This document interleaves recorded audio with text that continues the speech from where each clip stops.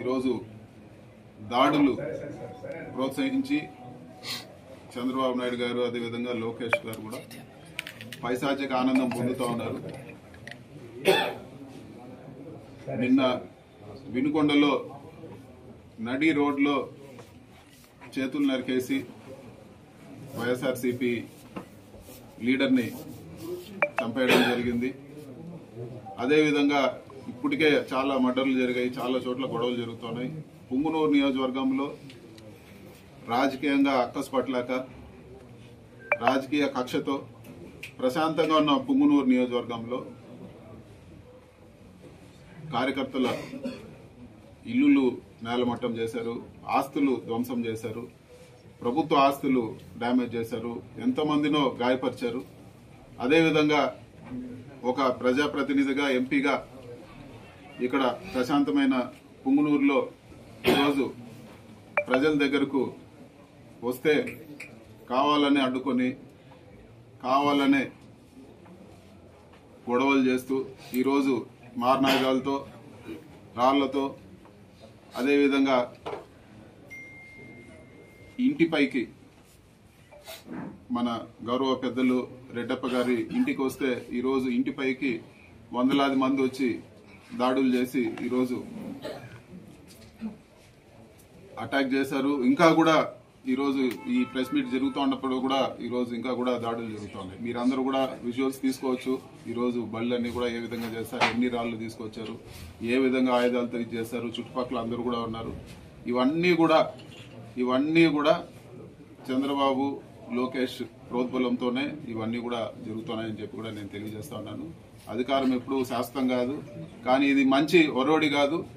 ఈరోజు సగం మంది వచ్చిన తెలుగుదేశం నాయకుల్లో సగం మంది ఇది వరకు పనులు చేసుకున్న వాళ్ళే, ఇది వరకు వచ్చి సహాయాలు పొందిన వాళ్ళే.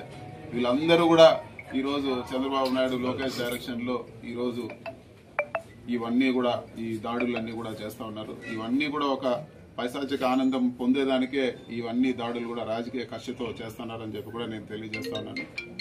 మనం చట్టాన్ని చేతుల్లోకి తీసుకొని మనం వాళ్ళు చేసిన ట్రాప్ లో మనం పడొద్దు. నేను అది చెప్తున్నా, వాళ్ళు వేసిన ట్రాప్ లో అనవసరంగా మనం పడొద్దు. చట్టాన్ని ఎవరు కూడా చేతుల్లోకి తీసుకోకండి. ప్రతి ఒక్క అంశాలన్నీ గుర్తున్నాయి, గుర్తు లేకుండా ఎవ్వరూ లేరు. మర్చిపోయే సంఘటనలు జరగలే లాస్ట్ 5 సంవత్సరాల్లో. కాబట్టి దయచేసి అన్ని గుర్తున్నాయి, అన్నిటికీ సమయం రావాలి. అలాగని చెప్పి మనం లాని అతిక్రమించి మనం చేయాల్సిన అవసరం లేదు. దేన్నైనా కూడా మనం యాజ్ పర్ రూల్ మనం చేసుకోవచ్చు. దానికి ప్రతి ఒక్కరు కూడా సంయమనం పాటించండి. దయచేసి మీ అందరికీ కూడా మరీ కోరుతున్నాం, గవర్నమెంట్ మీద చెడ్డ పేరు తీసుకొచ్చే పరిస్థితి మనం ముఖ్యంగా తెలుగుదేశం పార్టీ కార్యకర్తలు కానీ జనసేన వాళ్ళు కానీ ఎవరు కూడా మనం చేయకూడదు.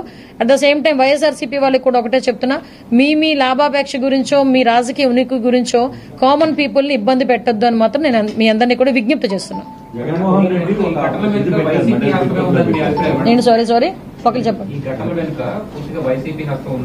కాదండి, ఇద్దరు ఇప్పుడు విషయం ఏంటంటే రెచ్చగొట్టుకుని ఎవరు ఇబ్బంది పడుతున్నారు? అక్కడ మిథున్ రెడ్డి ఆయన సేఫ్, కామన్ పీపుల్ ఉన్నారు. ఇప్పుడు ఎవరు ఇబ్బందులు పడతారు, ఎవరు కేసులు ఇరుక్కుంటారు? బోత్ పార్టీస్ కేసులు ఇరుక్కుంటాయి. ఎందుకు ఆ కేసులు మనం అంతవరకు తెచ్చుకోవడం ఎందుకు? ఎవరు కూడా చట్టాన్ని చేతుల్లో తీసుకోవాల్సిన అవసరం లేదు. ఏదైనా ఇష్యూ ఉంది, పోలీస్ కంప్లైంట్ ఇవ్వండి, పోలీసులు చూసుకుంటారు. ఈరోజు ఇంతకు ముందు పోలీసులు కాదు కదా, ఆల్రెడీ పోలీసులు కూడా మారుతున్నారు అందరూ కూడా. సో అది ఎప్పుడు కూడా చట్టాన్ని చేతిలోకి తీసుకోవద్దని చెప్తున్నారు.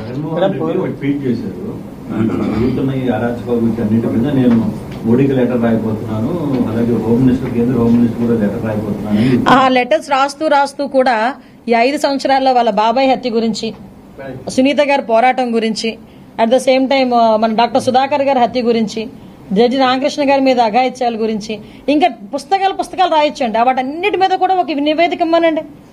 నా హయాంలో ఇన్ని జరిగినాయి అని చెప్పి నివేదిక ఇవ్వమనండి. నేను కూడా హ్యాపీ ఫీల్ అవుతాను, కొంచెం మాకు కూడా భారం తగ్గిద్ది. ఏంటండి కబుర్లు చెప్పడం? ఏదో అంటారు కదా, అంటే టైం టు టైం వస్తే దయ్యాల వేదాలు వల్లిస్తున్నాయి అన్నట్టుగా ఆయన ఈరోజు క్రైమ్ గురించి లెటర్లు రాస్తున్నానంటే అంతే టైం అబ్బా, అంతే, మనం ఏం చేయలేం దాన్ని.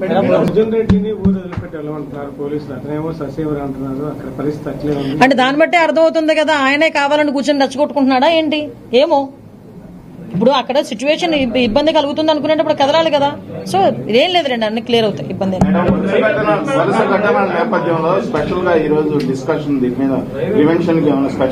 ఏం లేదండి. అసలు యాక్చువల్ గా ఈ రోజు మీకు అందరికీ తెలుసు, ఒక వైట్ పేపర్ రిలీజ్ అనుకున్నా, మీది అసెంబ్లీలో తీసుకుంటాం. ఎందుకంటే చాలా సీరియస్ ఇష్యూ.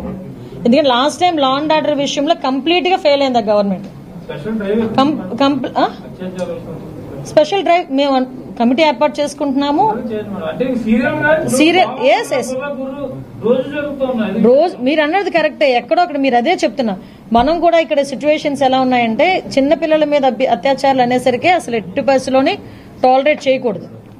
ఆ టాలరేట్ చేయలేని ఆ సిచ్యువేషన్ లో కంపల్సరీగా మనం కూకటి వెళ్తూ దీన్ని పెకిలించాలనుకుంటే కనుక తల్లిదండ్రుల దగ్గర నుంచి కూడా అవేర్నెస్ రావాలి. వాళ్ళకి కూడా తెలియాలి ఏం జరుగుతుంది, తల్లిదండ్రులకి, టీచర్స్ కి, పిల్లలకి, అందరికీ కూడా. So women and child welfare, education department and home department 3 కలిపి తీసుకుంటున్నాం. Okay, thank you. ఎన్ని రోజులు పట్టేస్తున్నాడు మీ హత్యలు, ఈ మానవంగాలు మినిమం కంట్రోల్ అవ్వడానికి? అంటే టైం రావాలి దేనికైనా? టైం గురించి కాదు, టైం రావాలి ఇన్ ద సెన్స్ నేను అడుగుతుంది ఇప్పుడు ఏదైతే శాంతి భద్రతలు అదుపులోకి తీసుకునేటప్పుడు మనం కావాలి. ఇవి మాత్రం డే ఫస్ట్ నుంచి, ఈ రోజు మనం అనుకున్నాం అనుకోండి, ఈ రోజు నుంచి ఏమీ జరగకూడదురా భగవంతుడా అనుకోవాలి. ఈ రోజు నుంచి అనుకోవాలి ఏం జరగకూడదురా భగవంతుడా అని. జరగకుండా చూసుకునే దానికి ప్రతి ఒక్కరు కూడా కార్యముఖులు అన్ని డిపార్ట్మెంట్లు కలిసినాయండి ఈ రోజు. అన్ని ఉమెన్ అండ్ చైల్డ్ వెల్ఫేర్ గానీ, ఎడ్యుకేషన్ డిపార్ట్మెంట్ గానీ, పోలీస్ డిపార్ట్మెంట్ గానీ, దీని మీద కరెక్ట్ గా ఒక 10 days కంప్లీట్ గా దీని మీద స్పెషల్ డ్రైవ్ పెడతాం. ఓకే, ఎందుకంటే ఇప్పుడే డిపార్ట్మెంట్ అందరూ కూడా మారారు, ఎస్పీస్ మారుతున్నారు, ఇంకా షఫ్లింగ్స్ అవుతున్నాయి. సో ఒక స్ట్రీమ్ లైన్ లోకి వచ్చేస్తారు. మీరు అన్నది కరెక్టే. కొత్తగా వచ్చేవాళ్ళు ఇంకా రాలే, 45 రోజులు. మీకు విషయం చెప్పనండి, చాలా మంది పోలీస్ కాదండి, పోలీస్ డిపార్ట్మెంట్ లో చాలా మంది కేవలం పార్టీ ముద్ర వేసుకుని, పార్టీ ముద్ర వేసుకుని చాలా మంది విఆర్ లో పార్టీ ముద్ర వేసి, వాళ్ళు వేసుకున్నది కాదు, వాళ్ళు వేసి విఆర్ లో పెట్టడం అని రకరకాల ఇబ్బందులను గురైన చాలా మంది పోలీస్ ఆఫీసర్స్ ఉన్నారు. ఒకసారి అవన్నీ కన్సల్టేట్ చేసుకోవాలి కదా, ఒకసారి అందరికి కన్సల్టేట్ చేసుకోవాలి. మళ్ళీ ఏ తప్పిసారి ఎవరో ఒకరిని తీసుకొచ్చి మేము పెట్టామనుకోండి, అలా అక్కడ పనిచేశారో మళ్ళీ మీరే మళ్ళీ ఏదో పేపర్లో వేస్తారు. Thank you.